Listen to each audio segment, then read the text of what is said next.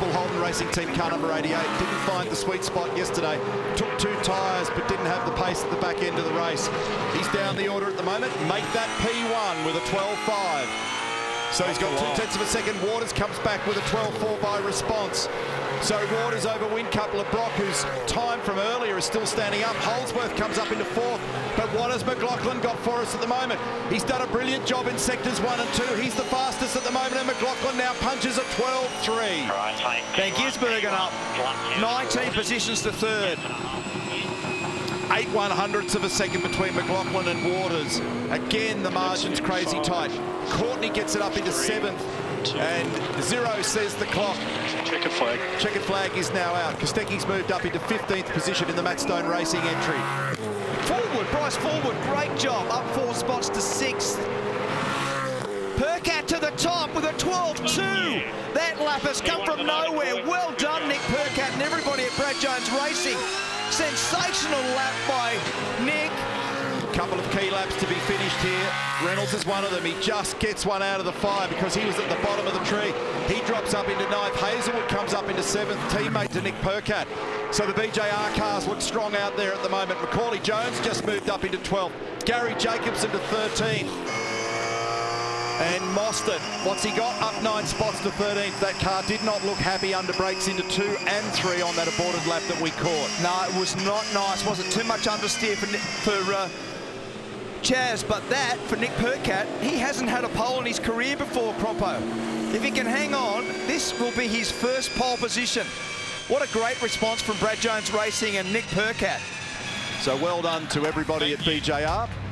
Robson Civil Projects is our backer for today at the Reed Park Circuit, and we've now sorted out our grid for the first of the 2 qualifying sprint races today. So Percat, McLaughlin, Waters, Van Gisbergen, Whincup, LeBrock. Jack's time strong, and he achieved it early in the game. Then Hazelwood forward, followed by Reynolds, Holdsworth. That's your top 10. Pye just outside is qualified a bit better today.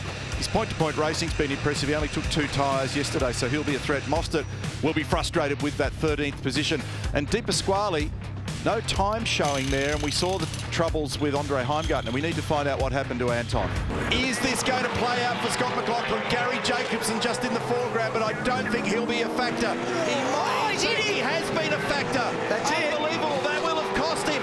I thought he was going to get away with it, but he still achieves a 12.4. It may not be enough for McLaughlin. That was tardy by Jacobson. Waters. And a 12.3 for Cam Waters. A 12.3 for Waters has got him into P1. He's had a pole here before.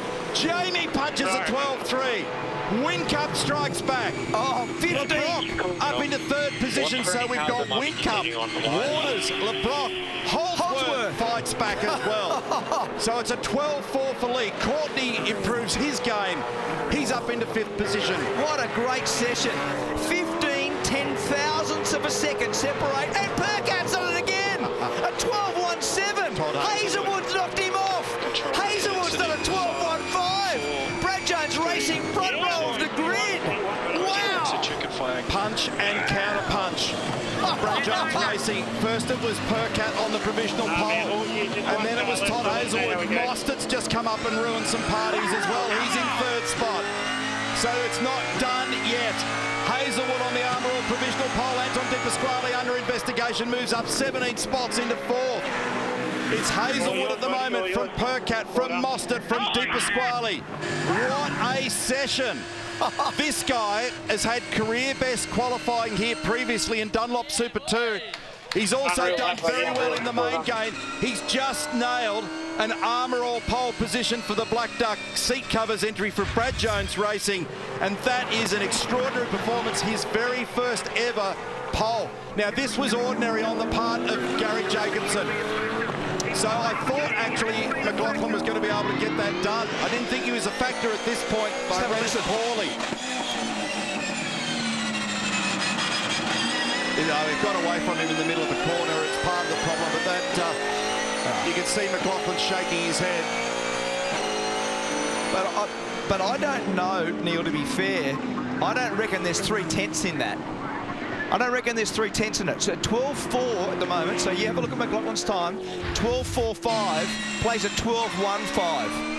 What would you have said? Oh, I would be off my brain. Absolutely off my brain. I'd be out of the car and racing down there. But in terms of time, to be fair, that's 10th. I know it absolutely hurt McLaughlin, but I don't know whether he would have knocked this young bloke off with a 12.15. That's an exceptional lap.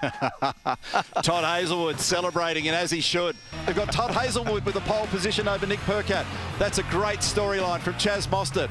Anton Di Pasquale, he's under investigation for impeding Jamie Whitcup, Cam Waters, who thought for a moment, as we did, that that might have been enough for a pole position. Holdsworth, LeBrock, Courtney and McLaughlin, that's our 10. Forward just on the outside of it, Van Gisbergen in 12th position. Another fine performance by Alex Davison, 13th yesterday, 13th in quali. And further down the order, Pither, Kostecki, Smith and Jacobson, who might also be under investigation based on being in the way down there at the final corner.